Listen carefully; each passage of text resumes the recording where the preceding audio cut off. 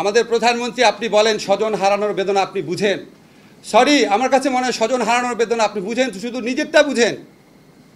আপনার পদত্যাগের দাবিতে যে সারা বাংলাদেশের মানুষ গণ আন্দোলন করছে না, এটাই তো আপনার সৌভাগ্য। হত্যা মামলায় কয়জনকে গ্রেফতার করেছেন?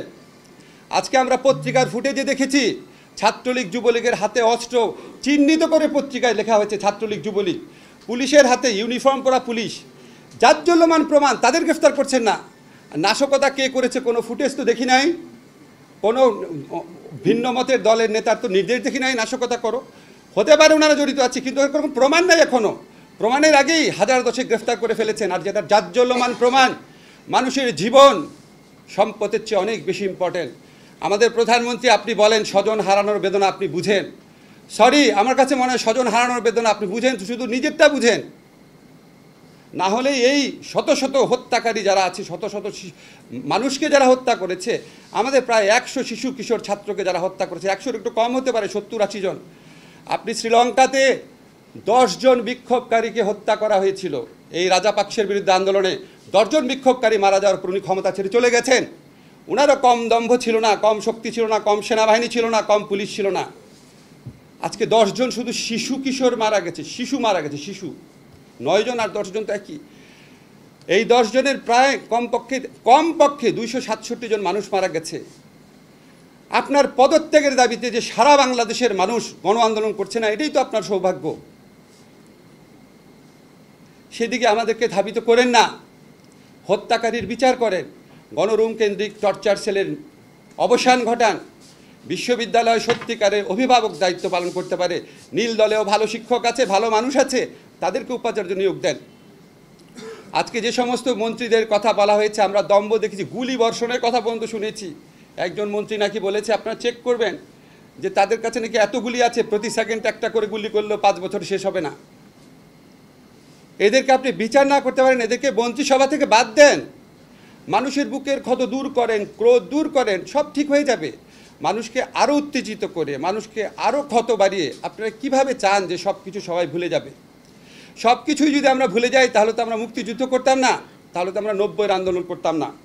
আমি একটু লিগাল ইস্যুতে কথা বলি। আজকে আপনারা দেখেছেন ডাকসুর একজন নির্বাচিত প্রতিনিধি, ভুয়া ভোটে নির্বাচিত না, ডাকসুতে ঢাকা বিশ্ববিদ্যালয়ের ছাত্রদের ভোটে নির্বাচিত সভাপতি, সাবেক সভাপতি নুরুল হক নূরকে কিভাবে টর্চার করা হয়েছে রিমান্ডে এই ধরনের টর্চার বাংলাদেশের সংবিধানের আর্টিকেল 35-এর সুস্পষ্ট লঙ্ঘন। রিমান্ডে নুরুল হক নাহিদকে যে অত্যাচার করা হয়েছে, তার সারা গায়ে আমরা যে আঘাতের চিহ্ন দেখেছি, এগুলি সংবিধানের সুস্পষ্ট লঙ্ঘন। আজকে রিমান্ডে নূরকে এইভাবে মারার পর আবার রিমান্ড দেয় আদালত। এটা কোন আদালত? আমি আইনের শিক্ষক, এটা কোন আদালত? সুপ্রিম কোর্টের কাছে আমার আহ্বান, প্রধান বিচারপতি আপনার কাছে আমার আহ্বান, এই যে সুপ্রিম কোর্টের নির্দেশনা রয়েছে রিমান্ডের ক্ষেত্রে, এই নির্দেশনা লঙ্ঘন করে নিম্ন আদালত কিভাবে আবার তাদেরকে রিমান্ডের আদেশ দিচ্ছে? আপনি তাদের বিরুদ্ধে ব্যবস্থা নেন। সুপ্রিম কোর্টের নির্দেশনা অমান্য করছে। যেই বিরোধী দলের ভিন্ন মতের যে মানুষই যায় তাকে রিমান্ডে দিয়ে দেয়।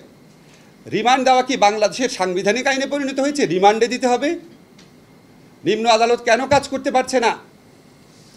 নিম্ন আদালতের উপর আইন মন্ত্রণালয়ের একচ্ছত্র আধিপত্য কায়েম করা হচ্ছে লাস্ট রুলসের মাধ্যমে। আমি উচ্চ আদালতের কাছে প্রার্থনা করব, আপনারা স্বতঃপ্রণোদিতভাবে অনেক ব্যবস্থা নিতে পারেন। গণস্বাস্থ্য কেন্দ্র থেকে চিকিৎসাধীন অবস্থায় জোর করে কেন সমন্বয়ককে তুলে নেওয়া হয়েছে? এডিবির বিরুদ্ধে ব্যবস্থা নেন।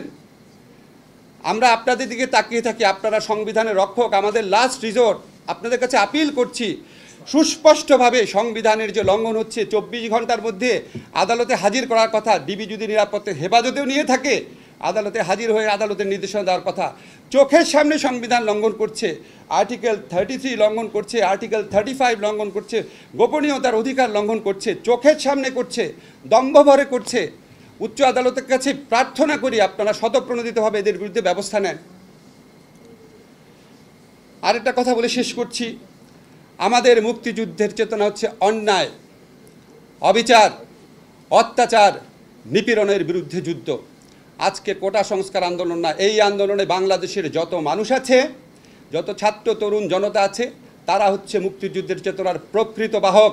যারা তাদের উপর গুলি চালাচ্ছে, যারা অপপ্রচার চাচ্ছে, নির্যাতন করছে, গণগ্রেফতার করছে, তারা হচ্ছে 2024 সনের রাজাকার, কারণ তারা গণমানুষের বিরুদ্ধে দাঁড়িয়েছে। শেষ কথা বলে করছি, আমাদের মুক্তিযুদ্ধের সময় আরেকটা ঐতিহাসিক ঘটনা ছিল। আমাদের বঙ্গবন্ধু বলেছিলেন 7ই মার্চের ভাষণে সম্ভবত, রক্ত যখন দিয়েছি আরও রক্ত দিব, এদেশের মানুষকে মুক্ত করে ছাড়বো ইনশাআল্লাহ। আশা করি ঠিকভাবে বলেছি। আর বর্তমান সরকারে বঙ্গবন্ধুর উত্তরসূরিরা, আপনাদের সরকারের কর্মকাণ্ড দেখে মনে হয় আপনাদের বুকের মধ্যে এই প্রত্যয় জন্ম নিয়েছে যে রক্ত যখন নিয়েছি আরও রক্ত নিব, বাংলাদেশের ভিন্ন মতকারীদের নিশ্চিহ্ন করে ছাড়বো ইনশাআল্লাহ। Please stop it.